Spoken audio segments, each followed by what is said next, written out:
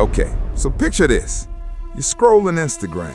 You see this young couple living the dream, traveling across America in a converted van, stunning national park photos, sunset shots, smiling selfies with captions like, "Van life is the best life," and "living our dream." They look so happy, like relationship goals, right? 6.3 million people are following their journey. But here's what those perfect Instagram posts didn't show you. Behind every single one of those photos, he was controlling her, isolating her, abusing her. And on August 12, 2021, police pulled them over after witnesses reported a domestic violence incident. The cops talked to both of them, reviewed the Bodycam footage, and then they let him go. Told him to spend the night apart, cool off, everything will be fine. But 2 weeks later, Gabby Petito was dead. Welcome to the evidence room. I need to talk to you about a case that's trending on Netflix right now. And honestly, this one's different, because this isn't just about what happened to Gabby Petito.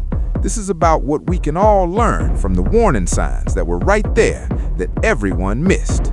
This case could save your life or someone you love, so please pay attention.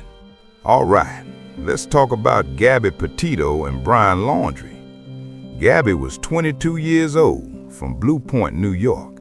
She was a certified pharmacy technician, but what she really loved was social media, photography, travel. She dreamed of being a travel influencer. Brian Laundrie was 23, also from New York. They'd been dating since high school, on and off, that whole break up and get back together thing, you know the type. In July 2021, they decided to do something big. They bought a white Ford Transit van, converted it into a camper, and set out on a cross-country road trip. The plan? Visit national parks, document everything on Instagram and YouTube, build Gabby's influencer career. And from the outside, it looked amazing. Their Instagram showed stunning photos, Arches National Park, Zion, the Tetons. Gabby would post these perfectly curated shots with captions about adventure and freedom and living your dreams. They had a YouTube channel called Nomadic Static. The first video showed them renovating the van, Gabby smiling, painting, decorating, Brian doing the technical stuff. They looked like the perfect couple. Comments poured in. "You guys are so cute. Relationship goals. I want to do this with my partner." But here's the thing about social media. It's a highlight reel. It's what people want you to see. And what Gabby's Instagram didn't show you, the fights, the control, the fear. Gabby's mom, Nicole Schmidt, said she'd FaceTime with Gabby during the trip, and she could tell something was wrong. Gabby seemed stressed, anxious. She'd make excuses about why Brian wasn't around, or she'd be short on the phone, distracted. But when Nicole would ask, "Is everything all right?" Gabby would say, "Yeah, Mom, I'm fine, just tired from driving." Because that's what abuse victims do, right? They hide it. They protect their abuser. They convince themselves and everyone else that everything's fine. Meanwhile, people who saw Gabby and Brian in person, they were seeing something very different. On August 12, 2021, a witness called 911 in Moab, Utah. "I'd like to report a domestic dispute. A man is slapping a girl. He just hit her. They're driving a white van." Police pulled them over, and what happened next might have been the only chance to save Gabby's life. So the Moab Police Department pulls over Gabby and Brian after that 911 call reporting him hitting her. The Bodycam footage from this stop has been viewed millions of times, and if you watch it, knowing what happens next is absolutely heartbreaking. When the officer approaches the van, Gabby is sobbing. I'm talking full-on panic attack level crying, hyperventilating, apologizing over and over. The officer asks her what's going on, and Gabby says, "I'm sorry, I was trying to get the keys from him because he told me to shut up, and I was just so stressed. I have really bad OCD." And she's making excuses, blaming herself, classic abuse victim behavior. Meanwhile, Brian is calm, collected, smiling even, cooperative with police. He tells them, "We've just been traveling a long time. We've been fighting more than usual. She gets worked up sometimes." The officers separate them, talk to each of them individually. And here's where it gets really important. The witness who called 911 said they saw Brian hitting Gabby, slapping her. But when police interview Brian, he says she was the aggressor. He says she hit him, scratched his face. He shows her marks on his arm. And Gabby, she agrees. She says, "I hit him first. I was frustrated. It's my fault." Now here's what the officers should have recognized but didn't. This is a textbook case of reactive violence. When someone is being abused over time, controlled, belittled, isolated, sometimes they lash out. That doesn't make them the abuser. It makes them someone who's been pushed to their breaking point. But the Moab officers didn't see it that way. They saw a young woman crying and blaming herself, and a calm, cooperative young man with scratches on his arm. So they labeled Gabby as the aggressor. They didn't arrest anyone. Instead, they separated them for the night. Brian went to a hotel. Gabby stayed in the van. The next morning, they were allowed to continue their trip together. One of the officers even said on Bodycam, "I can see you love him, and I can see he loves you. You guys just need some space to cool down." But love isn't supposed to look like this. That Bodycam footage shows us something crucial. Police officers need way better training on domestic violence dynamics, because that traffic stop, that was the last intervention anyone had a chance to make. After August 12th, Gabby and Brian continued traveling together, and on August 27th, Gabby's mom received a strange text from Gabby's phone. "Can you help Stan with the stuff?" Gabby's mom knew immediately something was wrong. Gabby never called her grandfather Stan. She called him Grandpa. That text wasn't from Gabby, it was from Brian. And by the time that text was sent, Gabby was already dead. When Gabby's mom got that weird text on August 27th, she tried calling Gabby immediately. No answer. She tried again and again. Nothing. Then on September 1st, 2021, Brian Laundrie returned to his parents' house in Northport, Florida, alone, in Gabby's van, without Gabby. And here's the kicker.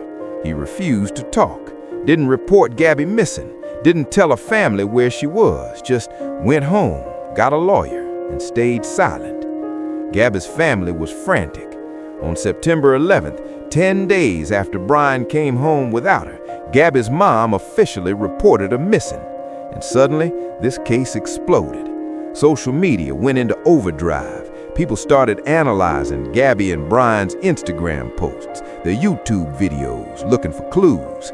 Someone found footage from a YouTuber's travel vlog that had accidentally captured Gabby's van parked at Grand Teton National Park on August 27th, the same day as that weird text. The FBI launched a massive search of the area. On September 19th, 2021, they found Gabby's body in a remote camping area near Grand Teton. She'd been strangled. The coroner determined she'd been dead for 3 to 4 weeks, which meant she died around late August, right around the time Brian drove her van back to Florida without her. And where was Brian? On September 13th, 2 days after Gabby was reported missing, Brian's parents told police that Brian had gone hiking in the Carlton Reserve, a massive swampland near their house, and he never came back. A nationwide manhunt began. Dog the Bounty Hunter got involved. Armchair detectives on TikTok were posting theories. It was everywhere. For over a month, authorities searched for Brian Laundrie, and on October 20th, 2021, they found his remains in the Carlton Reserve. He'd shot himself. Next to his body was a notebook, and in that notebook, Brian had written a confession. He admitted to killing Gabby. He claimed it was a mercy killing, that she'd been injured and suffering, and he'd ended her pain, which is, of course, a lie. The autopsy showed Gabby was strangled. That's not mercy, that's murder. Brian Laundrie killed Gabby Petito, and then he ran, and when he realized he couldn't escape, He took the coward's way out. He never had to face a trial, never had to answer for what he did, never had to look Gabby's family in the eye.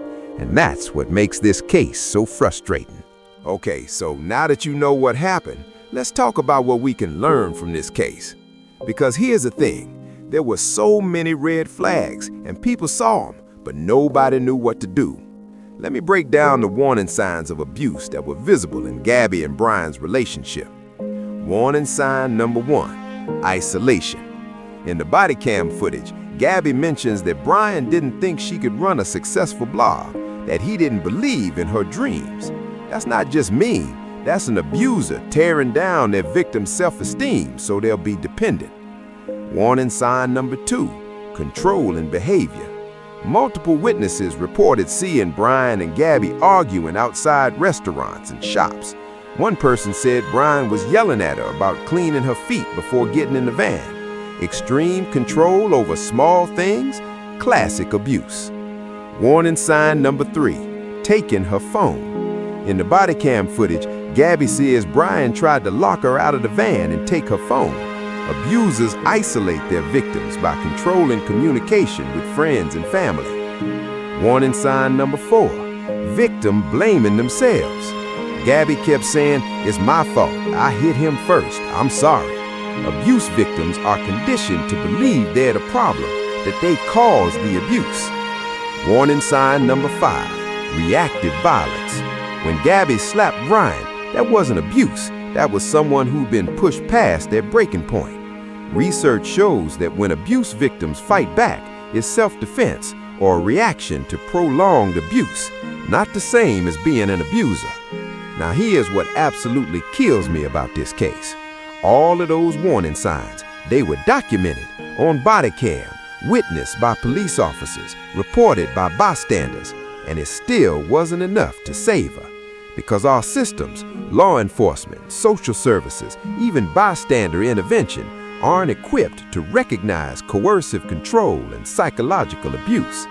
The Moab Police Department later admitted they made mistakes in how they handled that traffic stop. Utah even passed a law requiring better domestic violence training for officers, but that doesn't bring Gabby back. And here's what I need you to understand. If you're in a relationship where your partner controls who you talk to, monitors your phone or social media, tells you you're not good enough, blames you for their anger, makes you feel like you're crazy, isolates you from friends and family, that's abuse. And it doesn't matter if they haven't hit you yet. Psychological abuse is real abuse, and statistically, it escalates. If you're watching this and something I said made you think, wait, that sounds like my relationship, please, please reach out for help. You are not crazy, you are not overreacting, and you deserve better. After Gabby's death, her family could have retreated, grieved privately, tried to move on, but instead they turned their pain into purpose. In 2022, Gabby's mom, Nicole Schmidt, and her stepdad, Jim Schmidt, started the Gabby Petito Foundation. The foundation's mission? To support organizations that help victims of domestic violence, to provide resources for people trying to escape abusive relationships, and to raise awareness about the warning signs of intimate partner violence. They've helped fund safe houses, provided financial assistance to people fleeing abuse, partnered with organizations working to change laws and improve police response. Because Gabby's story is not unique. On average, nearly 20 people per minute are physically abused by an intimate partner in the United States. That's more than 10 million people per year. And those are just the reported cases. Domestic violence is an epidemic. It cuts across all demographics, all income levels, all races, all sexual orientations. It happens to people you know, people you love, maybe even you. And the sad truth is, social media makes it even easier to hide. Gabby's Instagram looked perfect. Her YouTube videos showed a happy couple. From the outside, everything seemed fine, but behind the camera, she was suffering. That's the danger of our Instagram culture, right? We curate our lives, we show the highlight reel, we hide the pain. And that makes it so much harder to ask for help. Because if your Instagram shows you smiling on a beach, how do you then tell people, actually, I'm being abused? Gabby's legacy is a reminder. Check on your friends. Really check on them. Not, hey, your Instagram looks great, but hey, are you really okay? Like actually okay? Pay attention to the signs. Trust your gut. If something feels off, it probably is. And if you're in an abusive relationship, please know it's not your fault. You didn't cause this, and you deserve help. This is the evidence room, and Gabby Petito's case isn't just a true crime story. It's a warning, a lesson, and hopefully a lifeline for someone who needs it. The Netflix documentary, American Murder, Gabby Petito, is streaming now. It includes interviews with Gabby's family, the Bodycam footage, and a deep dive into what went wrong. If you found this video important, please share it. You never know who might need to see it. Subscribe for more cases where we don't just tell the story, we learn from it. Until next time, the evidence room stays open. Rest in peace, Gabby Petito. Your story is saving lives.